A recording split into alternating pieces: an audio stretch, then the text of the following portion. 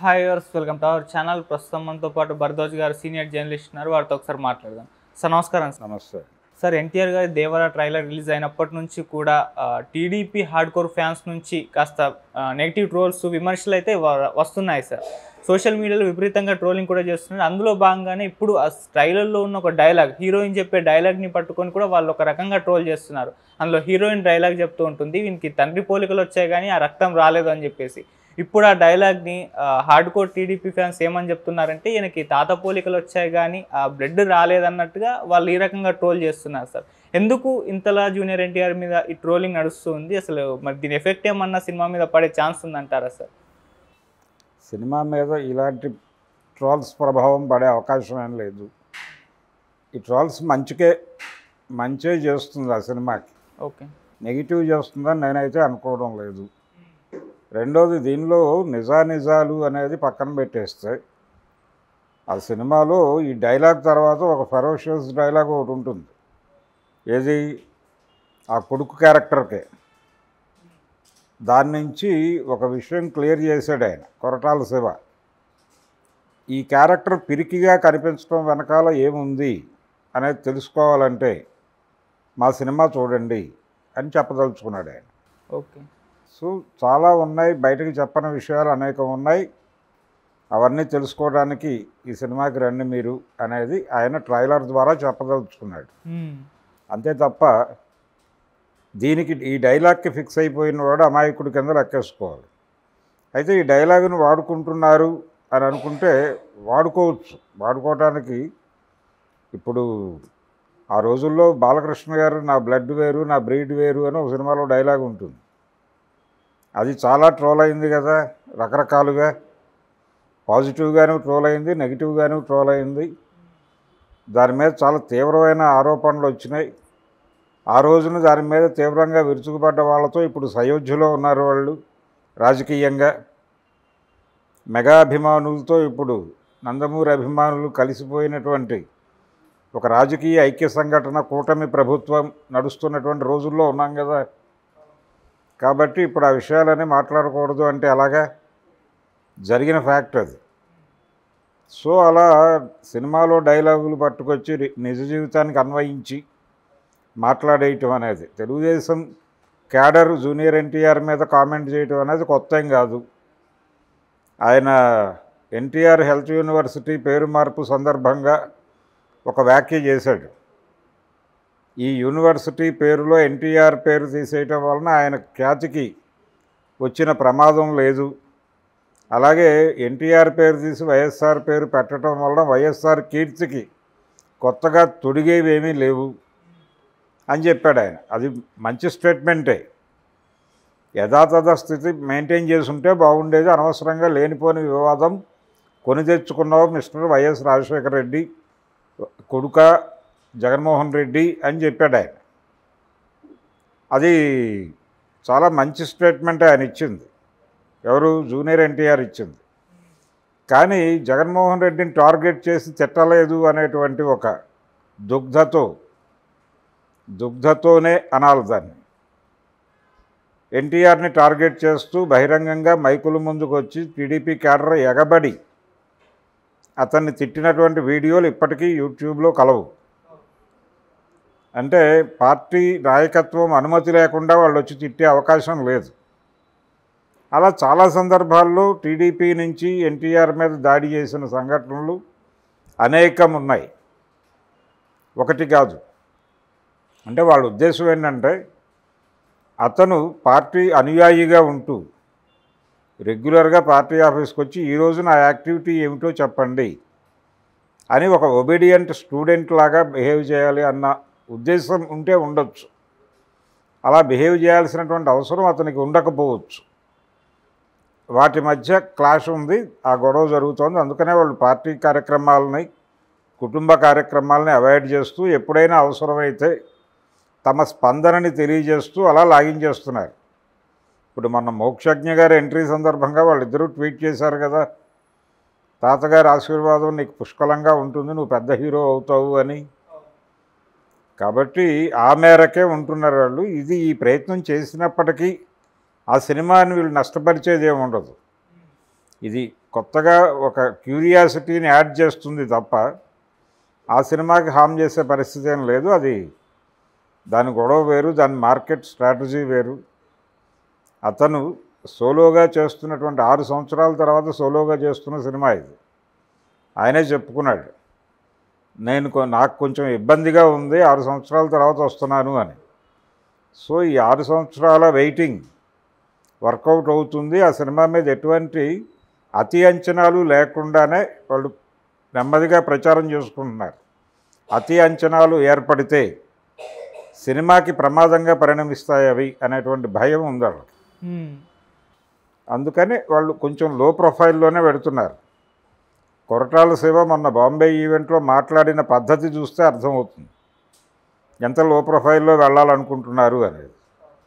Cinema success మాత్రమే మాట్లాడాలి, మనం మాట్లాడటం కాదు, మనం మాట్లాడి సినిమా విజయాన్ని ఇబ్బంది పెట్టొద్దు అన్న టోన్లోనే వ్యవహరిస్తున్నారు. అది వర్కౌట్ అయ్యేలా కనిపిస్తోంది.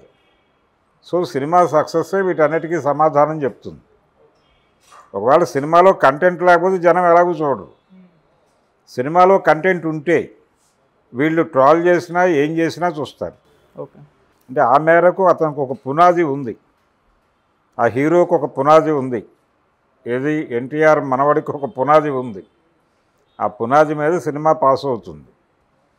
ఇక్కడ క్లైమింగ్ రాజకీయాలు ఇవి. ఇప్పుడు ఎన్టీఆర్ వారసులు ఎవరు అనేది క్లైమ్ చేసుకునే కార్యక్రమంలో భాగంగా రకరకాల ఇవి జరుగుతూ ఉంటాయి. అతను సీరియస్గా అంటే ఎన్టీఆర్ అంటే సీనియర్ ఎన్టీఆర్ ఆయన్ని ఒక ఇంటర్వ్యూలో అడిగారు, అది మీ రాజకీయ రంగంలోనూ సినిమా రంగంలోనూ మీ లెగసీని కొనసాగించే వాళ్ళు ఎవరు అని.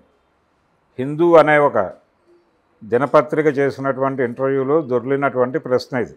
ఓకే, ఆయన చాలా స్పష్టంగా ఎవరూ లేరు అని చెప్పాడు. బాలకృష్ణ నటవారసుడు కదా అంటే నటవారసుడే అన్నాడు. నటవారసుడే అని చెప్తూ నాకు సంబంధించి సినిమాకి నాకు సంబంధించి చాలా విషయాలు ఉన్నాయి, చాలా లింకులు ఉన్నాయి. ఆ వాటన్నిటికీ అతను వారసుడని నేను అనుకోవడం లేదు. అతను నటుడు, నేను నటుడినే కాబట్టి నటవారసుడు అనుకోవచ్చు, అంతవరకే. నా ఇన్ టోటల్ ఎన్టీఆర్ వేరు. ఎన్టీఆర్ అనేవాడు స్క్రిప్ట్ రైటరు, ఎన్టీఆర్ అనేవాడు డైరెక్టర్, ఎన్టీఆర్ అనేవాడు కొన్ని సందర్భాల్లో డైలాగ్ రైటరు. ఇలా బహుముఖమైనటువంటి ప్రజ్ఞ అయింది. అంటే సముద్రాల గారు రాసినటువంటి స్క్రిప్ట్ని కూడా రీరైట్ చేసినటువంటి సందర్భం ఉంది ఆయనకి. అంటే తనకు ఒక పర్స్పెక్టివ్ ఉంది, ఒక క్లియర్ పర్స్పెక్టివ్ ఉంది, ఓకే, ఒక క్లియర్ విజన్ ఉంది. దాని ప్రకారమే అతని సినిమాలన్నీ డిజైన్ అయినాయి. ఆ కోణంలో చూస్తే ఆయన లెగసీని కొనసాగించిన వాళ్ళు ఎవరు కనిపించరు అక్కడ. అది బాలకృష్ణ కాదు, జూనియర్ ఎన్టీఆర్ కూడా కాదు. ఓకే, ఒకసారి రామ్ గోపాల్ వర్మ మాట్లాడుతూ కొన్నిసార్లు నాకు సీనియర్ ఎన్టీఆర్ కంటే జూనియర్ ఎన్టీఆర్ గొప్పడేమో అనిపిస్తుంది అనే మాట అన్నాడు. అది కూడా పాక్షిక సత్యమే. ఎన్టీఆర్ వేరు. అంటే తెలుగు సినిమా పరిశ్రమలో ఎన్టీఆర్ది అంటే సీనియర్ ఎన్టీఆర్ది ఒక డిఫరెంట్ ఎరా.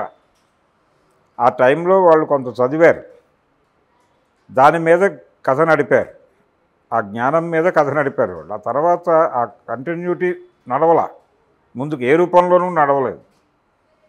కాబట్టి ఆ రోజున పరిస్థితులు, ఆ రోజున వాళ్ళు ఎంటర్ అయ్యేటప్పుడు ఉన్నటువంటి పరిస్థితులు, ఆయనకి 2 బ్యాక్గ్రౌండ్స్ ఉన్నాయి.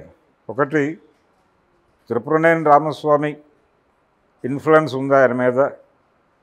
మెడ్రాస్ వెళ్ళినప్పుడు యాంటీ హిందీ మూమెంట్ జరుగుతోంది. ఈయన మెడ్రాస్ వెళ్ళిన సమయంలోనే పెరియార్ రామస్వామి ప్రభావం ఉంది. అందుకనే ఆయన చాలా సందర్భాల్లో డైలాగ్ వేసేవాడు ఎంజీఆర్తో, మీకొక రామస్వామి మాకొక రామస్వామి అని. సో తద్వారా ఆయనకి ఒక ఫిలసాఫికల్ అవుట్లుక్ ఉందనే విషయం అర్థమవుతుంది. ఆయన సినిమాల్లో కూడా అది క్లియర్గా ఎస్టాబ్లిష్ చేశాడు ఆయన. ఆ యాంగిల్లో చూస్తే ఆయనకు వారసులు ఎవరూ లేరు. అంటే రాజకీయ రంగంలో కూడా ఆయనది డిఫరెంట్ యాంగిలే.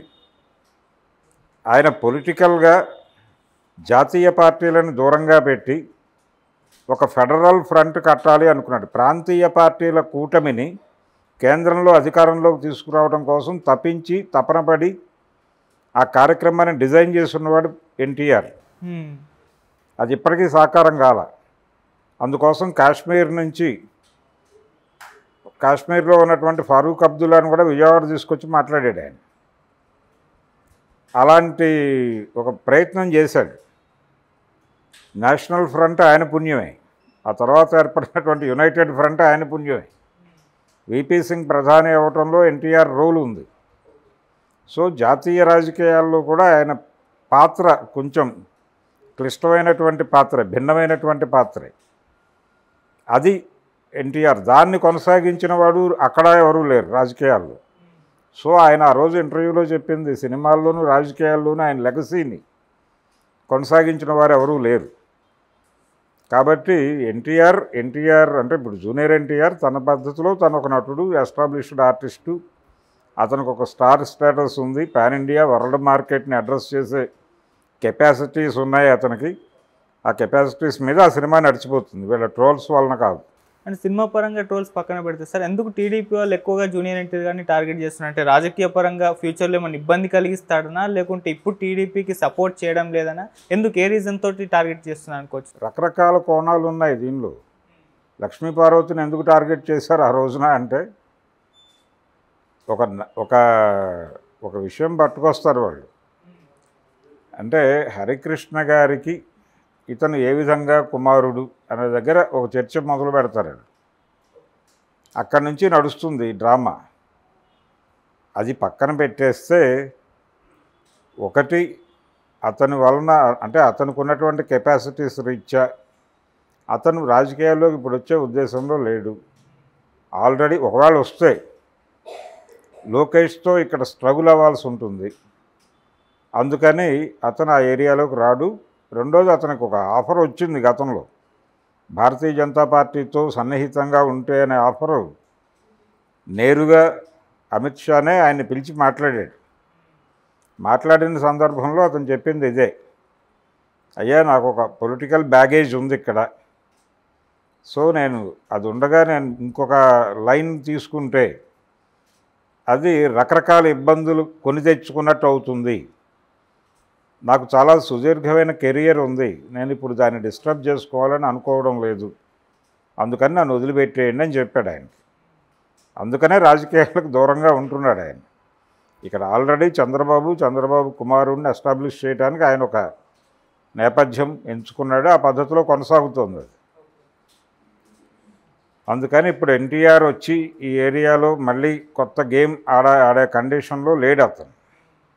ఇది ఇలా నడవని, ఇది మరీ రకరకాలుగా ఇబ్బందుల పాలు అయిపోయినప్పుడు దీని గురించి ఆలోచిద్దామనే మూడ్లో ఉన్నాడు అతను. అతన్ని కొంచెం మొదటి నుంచి కూడా వీళ్ళు దూరంగానే చూస్తున్నారు. ఎన్టీఆర్ సినిమాల మీద ఎన్టీఆర్ ట్రస్ట్ నుంచి బ్యాడ్ ప్రాపగాండా జరగటం నాకు తెలుసు. కాబట్టి వాళ్ళు మొదటి నుంచి అతని పట్ల ఒక భిన్నమైన ధోరణే అవలంబిస్తారు. పైగా చంద్రబాబుకి రిలేటివే అతను ఒక రకంగా. ఏది హరికృష్ణ కుమారుడిగా మాత్రమే కాదు, ఆయన మేనకోడలి కుమార్తెనే ఆయన పెళ్లి చేసుకుంది. చంద్రబాబు గారి మేనకోడలు కుమార్తెనే ఆయన పెళ్లి చేసుకుంది జూనియర్ ఎన్టీఆర్. సో ఆ విధంగా ఒక రిలేషన్ ఉంది వాళ్ళకి. ఇన్ని విధాలుగా రిలేషన్ ఉన్నప్పటికీ అతన్ని కొంచెం జాగ్రత్తగా హ్యాండిల్ చేయాలి, హ్యాండిల్ విత్ కేర్ అనేటువంటి ప్రోడక్ట్ అది అనే విషయం చంద్రబాబుకు తెలుసు. ఓకే, అందుకని హ్యాండిల్ విత్ కేర్గానే చూస్తాడు. మొన్న ఆయన ఏపీకి విరాళం ప్రకటించినప్పుడు థ్యాంక్ యూ బావా అన్నాడుగా లోకేష్ ట్వీట్ చేసి. అలాగే చంద్రబాబు గారు కూడా ప్రస్తావించాడుగా, ఆయన ప్రస్తావన చేశాడుగా. ఆ మేరకు ఉంటారు అంతే, ఆ మేరకు మాత్రమే నడుస్తుంది అది. ఇతర ఏరియాల్లో కొంచెం అతిగా పెడితే ఏదైనా ప్రమాదం వస్తుందా అనేది ఇతని వైపు నుంచి కాదు, ఇతని మీద ఆయనకున్నటువంటి అంచనాల్లో నుంచి కలిగించే భయం అది. అదే భయం తెలుగుదేశం శ్రేణుల్లో కూడా ఉంది. అందుకని వాళ్ళు కూడా చాలా జాగ్రత్తగా హ్యాండిల్ చేస్తారు ఈ విషయాన్ని. కొంచెం దూకుడుగా అప్పుడప్పుడు ఎన్టీఆర్ మీద దాడి చేయదలుచుకుంటే చేస్తారు కూడా. అందులో భాగంగానే ఆ రోజున హెల్త్ యూనివర్సిటీ టైంలో ఓపెన్గా మైకుల ముందుకు వచ్చి మాట్లాడినా, ఇప్పుడు ఈ డైలాగ్ మీద, జాన్వీ కపూర్ డైలాగ్ మీద ట్రోల్ చేసిన అదే ఉత్సాహంతో చేస్తున్నారు వాళ్ళు. కానీ వేరే ఆ సినిమా విజయాన్ని ఆపే పరిస్థితి అయితే ఉండదు. అందులో కంటెంట్ ఉంటే డెఫినెట్గా సినిమా బ్రైట్గానే వెళ్ళిపోతుంది. Okay sir, thank you so much sir. Thank you.